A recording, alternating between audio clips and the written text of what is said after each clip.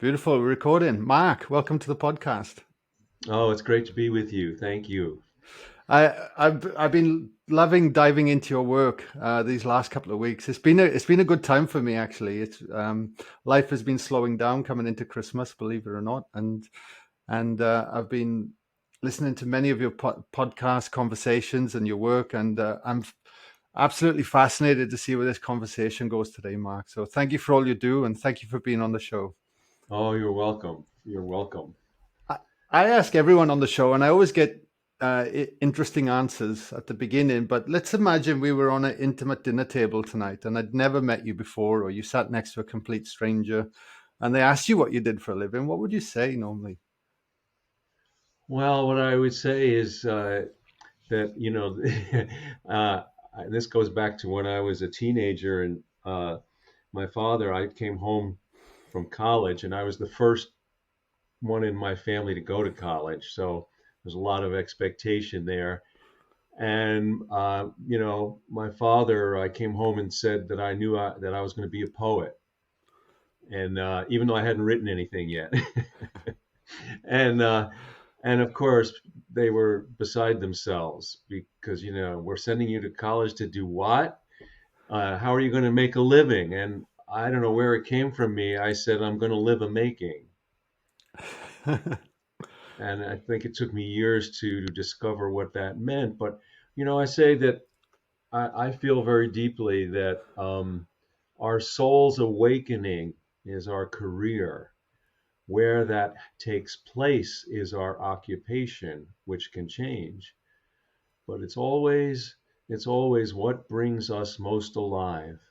And when we're most alive, we are open channels, we're conduits for kindness and care. And one of the rewards for kindness is we discover kinship. Hmm. Kindness and kinship share the same root. So not only does it help our relationship, but the reward for being kind and caring and alive is that we participate more fully in oneness. In oneness, do you? Ha, th- you sparked about three different questions instantly before you dive into your backstory. But I'm curious to know as well, and because the words like awakening, so they can mean so many different interpretations to different people, and also I've found, especially in my life as well, I got hung up on what my purpose was for a long time, and I never thought I would figure it out, and it's almost as soon as I let it go, things started to open up for me. I mean, I would love to hear your interpretation of all these things, because Sure. the conversations I get had a lot, but again, we identify with them differently so often. Yeah, yeah, I think that's an important question to look at. So for me, and I'm a student of all paths, and this will get into my history a little bit, and we do get more, but just to reference that, I was raised Jewish. I have a deep tie to the Jewish heritage, but in my 30s, I almost died from a rare form of lymphoma, and um, and going through that, I was blessed to have people from all faiths, formal and informal, offer me some kind of help, blessing, care. So when I was still blessed to be here, I was not, and still all these years later, 70, 35 years later, I'm still not wise enough to know what worked and what didn't. And so I feel I was called to believe in everything. Okay. And all my work, all my teaching, as a student of all paths, it's the poet in me that tries to see. It's the philosopher in me that tries to understand what I've seen. But it's the cancer survivor in me that says none of it matters if we can't make use of it. So now to back up and say, well, what do we mean when we talk about soul and we talk about spirit and all these things? Well, every tradition has different names for it, and I like how the Hindu tradition speaks of it, and that is that everyone carries a portion of universal spirit while they're here, Hmm. and it's almost like it's quote ours while we're here, but like we borrow it. And so the question is, can we be a good steward of the portion of universal spirit we are carrying while we're here? So when I think of my soul, I think of it, and an image to help with this is like, we have we have bird feeders out in our yard, thanks to my wife Susan, and we have a bluebird house which you kind of stick right in the open, away from trees, and there's a little hole, and there's a little air in that little house. It's the same air that's in the sky. It's part of the sky. It's a small, teeny part of the sky that you have to go through this hole. Well, that's a good way to understand, we carry a portion of universal spirit in us, like the birdhouse carries a portion of the sky. And it's all one. When I'm thorough and alive and open and authentic and real, then that exchange between the portion of spirit, my soul, and all of spirit, it feeds each other. So, you can talk about it as inner voice, you can talk about it as the Holy Ghost, you can talk about it as Atman, Dharma, there's a thousand names, but it's the portion of spirit we carry while we're here. And ultimately, I think that, great love and great suffering, at some point, every person has the chance to be dropped into the depth of life. And you were sharing, your some of your journey just before we started, and you experienced that as well. And it doesn't have to be, often it's a life-threatening thing, or it's a very difficult, challenging thing, but it could be beauty or wonder or surprise or being loved completely for the first time. It doesn't have to be, you know, terrible tragedy. But once we are dropped into the depth of life, then the deeper spiritual journey begins, which is a relational one. What kind of part am I and what kind of whole? Got it. Do you ponder upon, were you looking at this work before you were diagnosed with cancer back in 1987? Well, And I think intuitively, you know, I've always been a heart-centered person, but before my cancer journey, I was in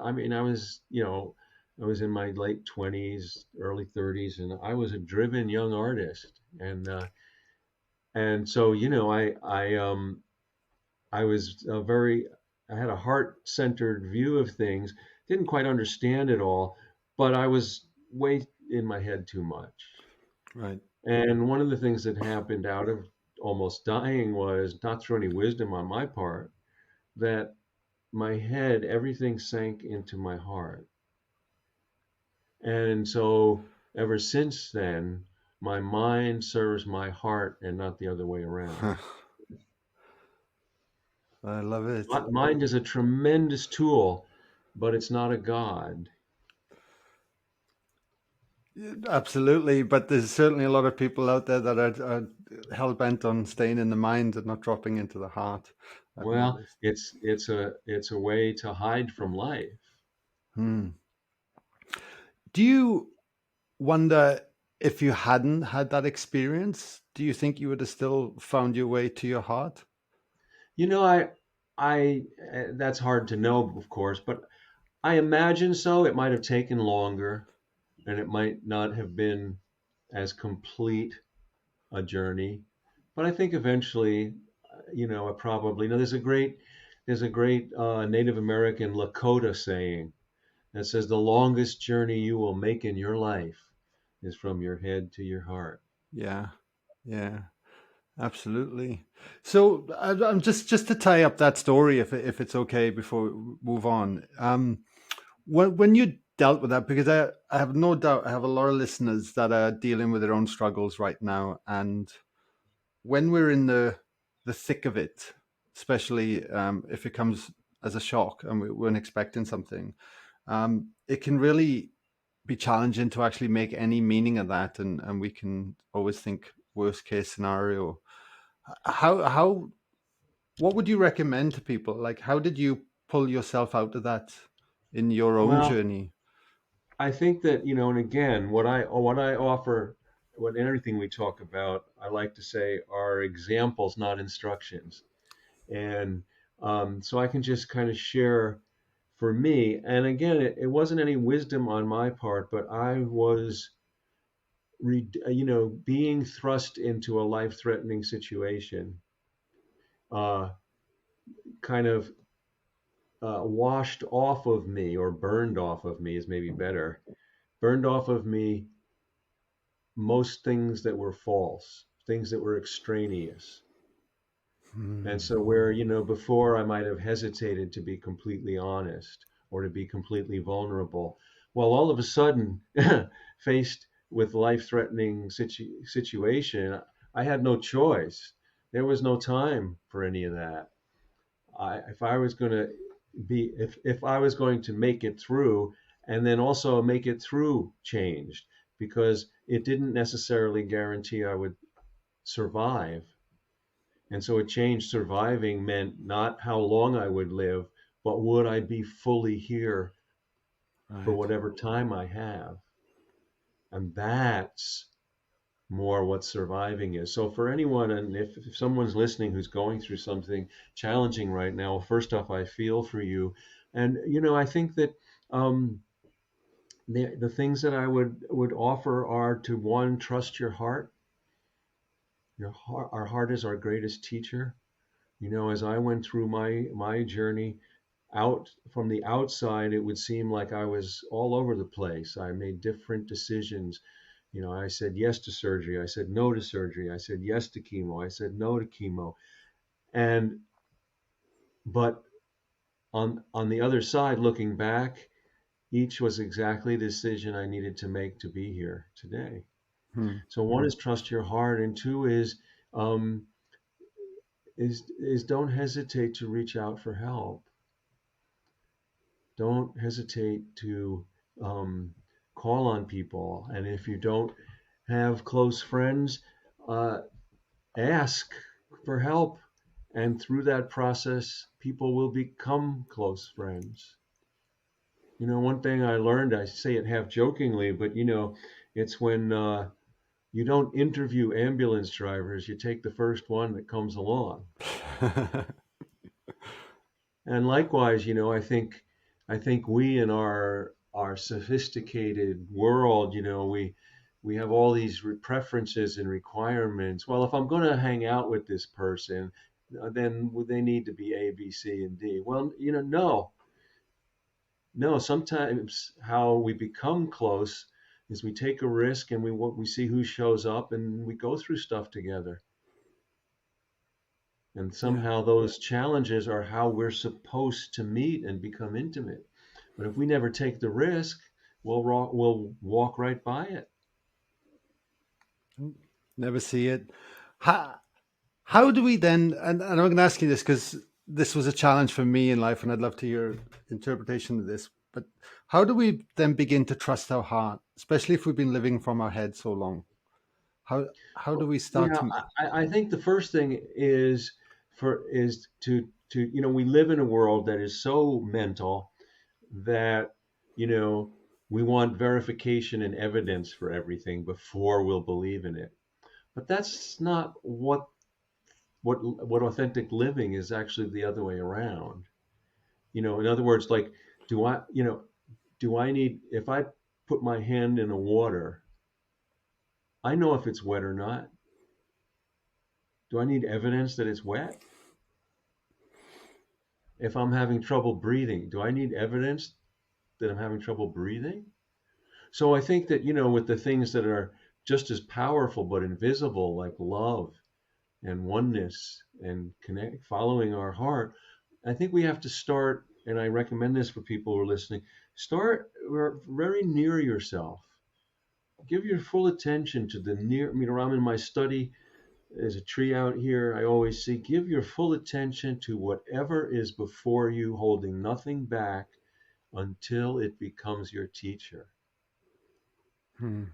And when you have an experience, even if it's a moment that is real, that is glowing, that is grounded, You don't need to question it, build on it. Okay, I know what that feels like.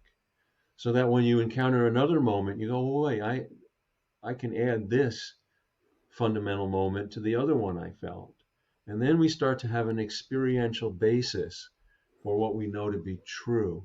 I think one of the things that's plaguing, I've been thinking about this a lot, and certainly in America, but I'm sure it's all over the world, this incredible, um, uh, not stridency and polarization and all these, people who are into alternative realities and what's true, what's not. And, I've really been thinking about this because it's puzzling. But, with all the technology and the alternate realities and virtual reality and social media and all these things, and on the other side, on the inside, I think we have a whole group of humanity that has lost their direct connection to life.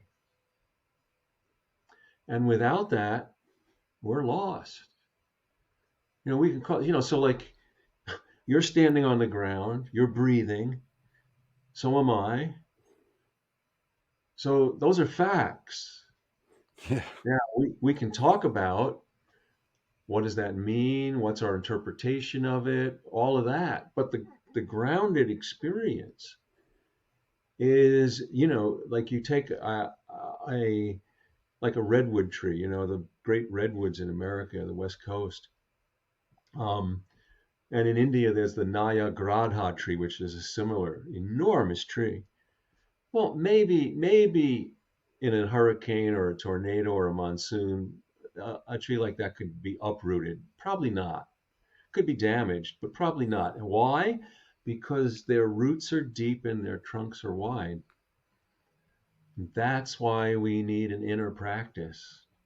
That's why we need to have a direct connection with life so we can survive the storms of our day. mm. To handle the resilience that comes our way, because it certainly doesn't feel like things are going to be plain sailing as well moving forward. And Well, they're never, I mean, no, there won't be. And I feel like, every generation has its challenges. For us, it's the pandemic. For my parents' generation, it was World War II. mm, Every generation, the details may be different, but this is our turn. Are we going to realize we're more together than alone? Are we going to love instead of fear? How are we going to do this? This is our turn. So it won't be clear sailing. And, um, but these are the challenges that come for every life and every age about what it means to be here. totally. What have you made of the last 2 years as for humanity? I mean, do you Well, feel?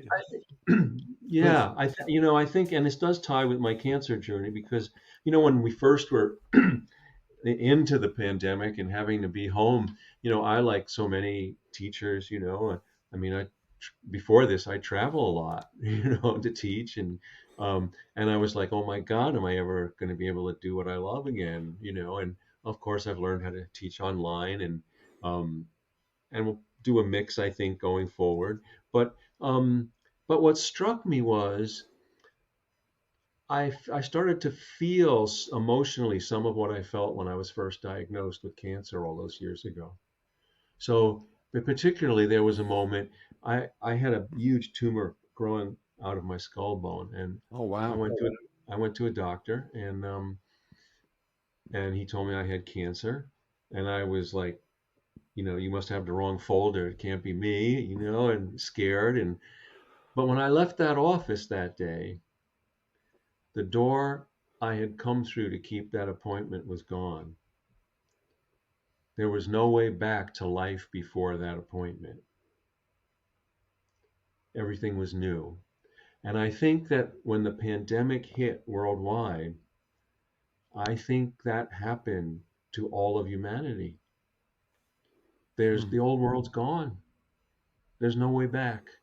Though there are parts of our global society that want to go back, want to say no, no, they want to be in. This. Do you know the work of Elizabeth Kubler-Ross? I don't. I'm not Oh, familiar. she was she's gone now, but in the 70s she did a lot of work with dying people who were dying. She was the mother, the modern mother of the hospice movement. She wrote a book on about grief, and she saw that there were these five stages of grief, and they're not sequential. They're more like a constellation. You can bounce around in them, but most people will go through denial, anger, bartering. Oh God, I never prayed before, but let me out of it now, uh, and depression and acceptance. Hmm. So I started to think about this in terms of our humanity's reaction to the pandemic. We have whole parts of the global society that are in denial. It's a hoax. There's no virus. Meanwhile, people are dying left and right. There's a whole part of humanity that's angry. I'm not going to wear a mask. You know, you can't tell me. And what are we rebelling against? Biology? And rightfully there's people that are, but eventually we have to get to acceptance because that's the only way we can move forward and discover the new world and the more authentic world. Because the other thing about the pandemic that has struck me so deeply is, in the Jewish tradition, the word Sabbath literally means the one day we don't turn one thing into another. Hmm. Well, I think the pandemic has forced us into a global Sabbath. You can't run, you can't scheme, you can't even dream. There's nowhere to go. You can't turn one thing into another. We have to face ourselves and each other. And so, like anything, not only for anyone who is facing individually a difficult situation, but in the society as well, when we face those moments when things fall apart, there's three important questions that always come up. One is, what needs to be repaired? The second is, what needs to be reimagined now that it's broken? And the third is, now that it's broken, what should we leave dismantled that never should have been put together in the first place? And I think, we need to ask that individually and also societally. Totally. Is that what? And I'd love to just touch on this, take parallel out of what's been happening in the world and your personal journey as well, because meeting you and getting familiar with your work, Mark, like you've achieved so much. Like from the outside, like you're like, wow, it's Mark Nepo. This is incredible. He's written amazing books. You've been on Oprah. You've done wonderful things in the world. But at some point from your adversity, you must have had to have made a decision to go, I'm following my heart. You had to put pen to paper to write the first book at some stage in your life where so many great things have been spawning because of you living from that place. Yeah, so this raises a real paradox because, when like I said, I was a driven young artist. And so, as a driven young artist, I wanted to work toward being, recognized and well known and have people value my work and all of that. And, like anybody, like pushing to get ahead and all of that. Well, and then, forget all that. I was upside down, inside out, and, just hoping to wake up tomorrow. So once still here, all of those drives, all of those things that I was taught to work for, all of those looking for approval and recognition, um, they were meaningless after that. Hmm. So I had to say, what now? And like most, I mean, all the spiritual traditions speak about it in different ways, and this is why there's so much talk about in the moment, because the moment is the doorway to what matter. Eternity isn't hundreds of years stacked on top of each other. Eternity is in every moment if we can be authentic enough to open it. And so, once I realized that there was nowhere to go, then of course things started happening. And I'm very grateful, but you know, it would have been just as meaningful a life if no one recognized my work. It would have been more painful or lonely, and so there's an interesting dynamic of all that. And this is archetypal that artists or you know writers, and when people are unknown, quote, well then you have to really maintain your own self-worth and try not to let the rejection and not being seen or heard eat away at you. We're human, so it hurts. But ultimately, what's that got to do with the work? So I've been blessed, mostly through Oprah's kind support, to have my work go around the world, and so that's wonderful. And what's that got to do with the work? Yeah. So the image that I've come to understand is like if you're walking in a strong wind and it's really coming right in your face, you plant your feet and you lean forward and you keep going. Well, that's kind of what it's like when you're quote unknown. And if you're blessed to have some kind of understanding or have your work received, it's the same thing, but the wind's now at your back. So you still have to plant your feet, keep going, but lean in the other direction. And so I'm very grateful because it gives me a chance to be with so many people like you and to teach all over.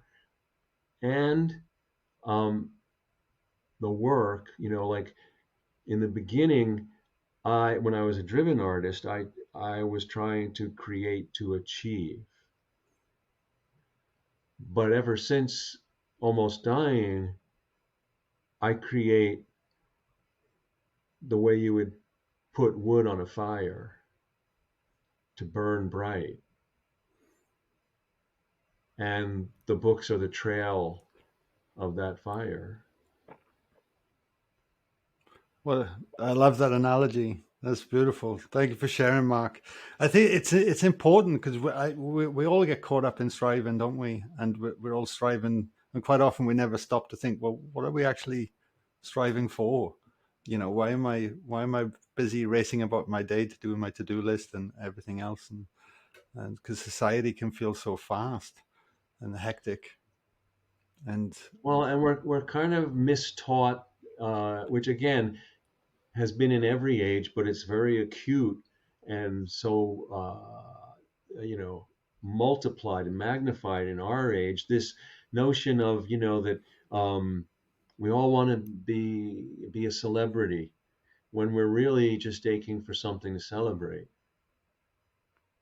yeah, yeah. What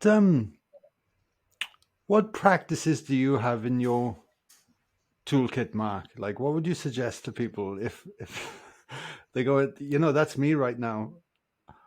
Well, Where do I begin? I think the first thing is that as we were talking about, that our sense of worth comes from our direct connection to life. And so if I'm let's say we're friends and something goes wrong or doesn't go quite right and I feel hurt by you and I respect you, and so it really hurts, and I feel less than because of whatever's happened. Well, there may be relational stuff to clean up here, but no amount of going back to you will restore my sense of worth. That's this way. That's an inside job. So the first thing, and so when we restore that direct connection, we not only restore our worth, we reconnect with our aliveness, Mm, we reconnect with the network of kinship that is the living universe. So, each of us has, so in a very, practical way, I always return to being present, being completely present, because when we experience difficulty, that gets disrupted. I trip, I skin my knee, I get a toothache, something goes wrong, present, what's that, So then, okay, come back, come back. That's why our meditation is helpful. All these practices. That's why. So, what's in our toolkit? What is it? How do we come back? So let me share this parable, Please. and then we'll go talk more about tools. This is an ancient anonymous Hindu teaching story. So there's a master and an apprentice always, and the the master, the truth be told, finds the apprentice to be very annoying because he's always complaining, complain, complain, complain. So he says to the apprentice, "Get a handful of salt, put it in a glass of water, and bring it to me quietly." So he does, and the master says, "Drink." He drinks from the glass. He spits it out. The master says, "What's the matter?" He says, "It's bitter." Master says, "Get the same exact amount of salt, put it in your hands, and follow me quietly." So he does. The apprentice gets this handful of salt cupped in his hands. The master leads him to a lake, and he says, "Put the salt in the lake." He does. He says, "Drink." So he kneels down, he scoops the water up, it dribbles down his chin. The master says, "Well," he says, "Oh, it's fresh." The master looks at the apprentice. He says, "Stop being a glass, become a lake." Stop being a glass, become a lake. It's an ancient anonymous. I love those stories. And what it says to me, I mean, because nobody told me what it means. Why I tell the story is what it says to me is everyone gets their handful of salt, their pain, their fear. No one gets through this life without that salt. But we can't eliminate it, but we can right size it. And so when we're small, which is how pain and fear say hello, we tense up.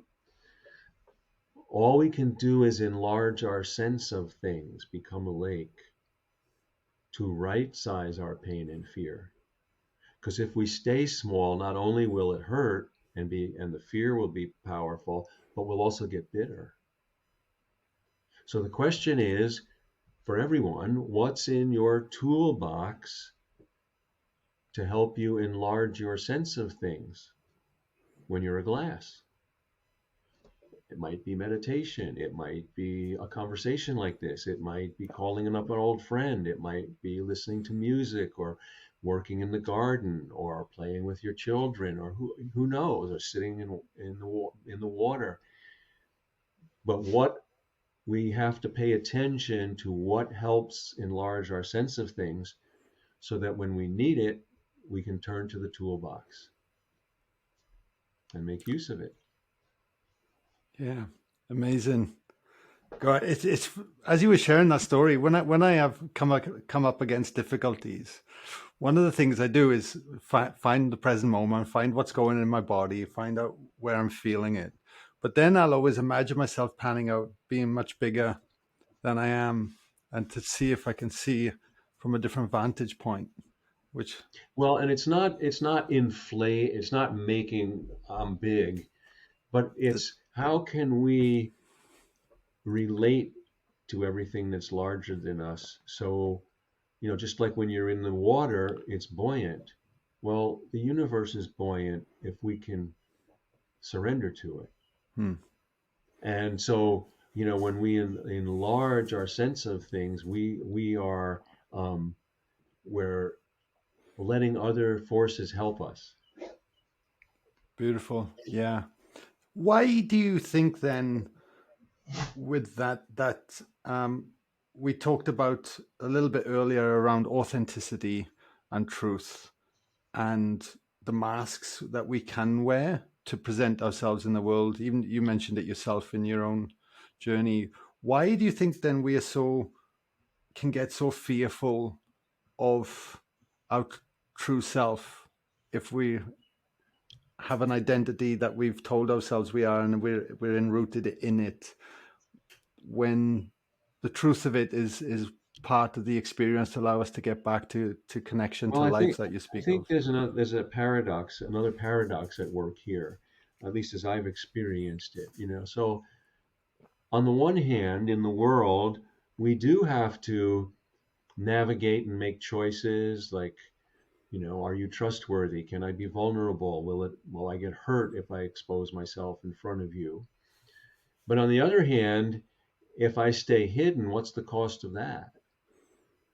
If I don't allow myself to be seen, I'll never be fully here. So there's always a cost and a risk.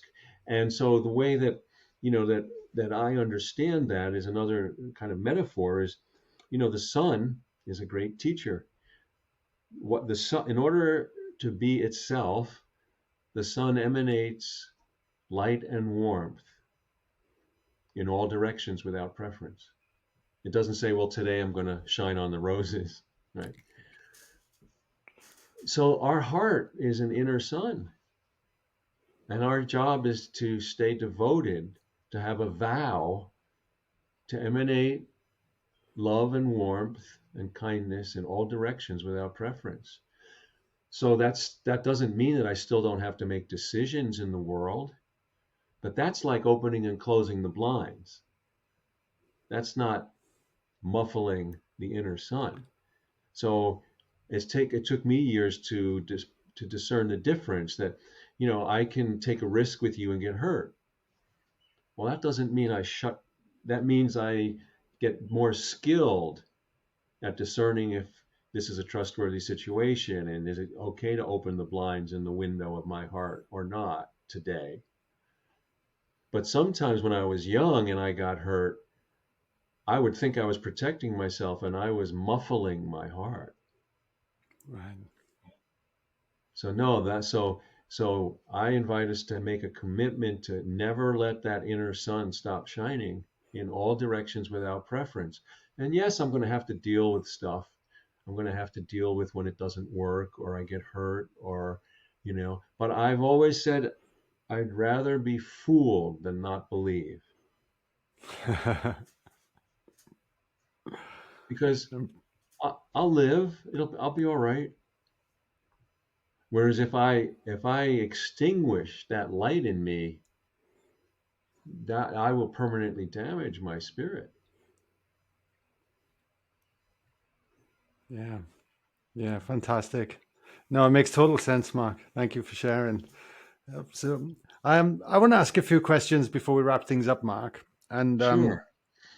one is, and it occurred to me with the fact that you have so many books, where if somebody wanted to go tomorrow and just purchase one, where would you recommend them to start? Well, I think a good place to start is the Book of Awakening, which is a spiritual day book. And Okay. I really wrote that so many years. I mean, what's out now is the 20th anniversary edition, which is amazing to me. But I wrote it Wow. in the late 90s on the other side of my cancer journey because I have a lot of people in my life who are in recovery programs, you know, and I would see day books everywhere, really used. So, my wife Susan and, you know, encouraged me, like, what if you filled that form? And the more I thought about it, if I could fill that form with small doses of what matter, it might be, a way to help back. So that's a good way to start because there's uh, an entry for every day of the year, and you can read it sequentially, but you can just dip into it intuitively. Um, and then there's another book of mine called 7,000 Ways to Listen. So those are a couple of, well, there's one, maybe another early book too is Finding Inner Courage. Like those three, any one of those three would be a good way in. Yeah, perfect. Thank you. Yeah, because when I was looking through them all this morning, I was like, wow, which one would where would I go first? 2022 is fast approaching. I mean, I'm literally here New Year's Eve recording this. It's the day before for you. What are you I shouldn't say expecting, but what do you have planned for 2022 in your own life? And are you hopeful for humanity moving forward as well? I am hopeful for humanity because I believe that, not that, there won't be difficulty and challenges, and it's going to take everything we can do together to repair our world.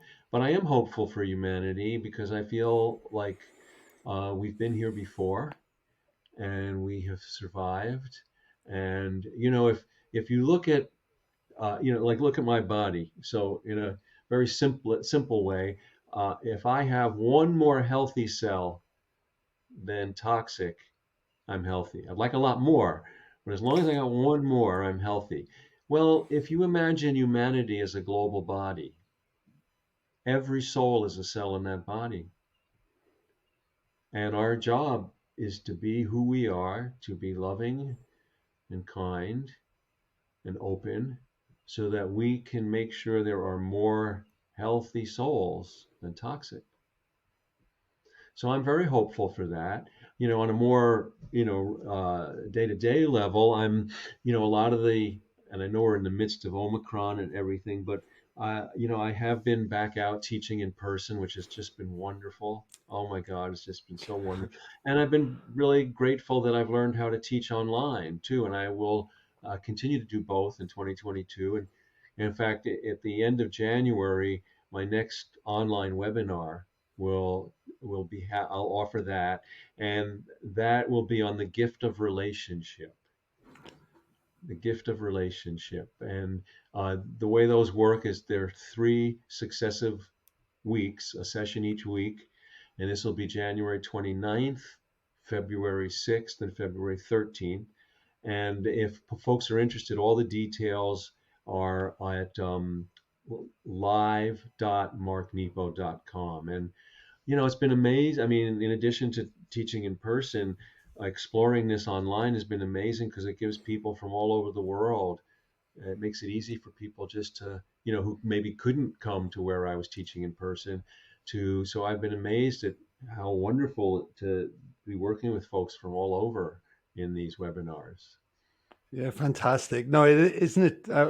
Everyone listening, if you pause, there'll be a link to the show notes to that anyway, so they'll be able to just go and click through. It is wonderful. We actually held a sound healing meditation on Zoom last night as well, and we had people from all over the world coming in. And the technology is allowing us to do that. So it's definitely been a learning curve, but at the same time, like you say, you kind of connect to people that you wouldn't normally as well. So there's definitely both advantages for And sure. I have a new book coming out next September, which has just been finished and is going through the publication process, called Surviving Storms, Finding the Strength to Meet Adversity.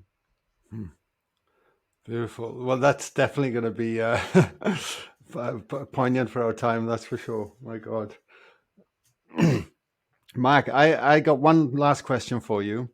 And I ask everyone on the show this, but with everything we've covered today, what would you like to leave our listeners to ponder on?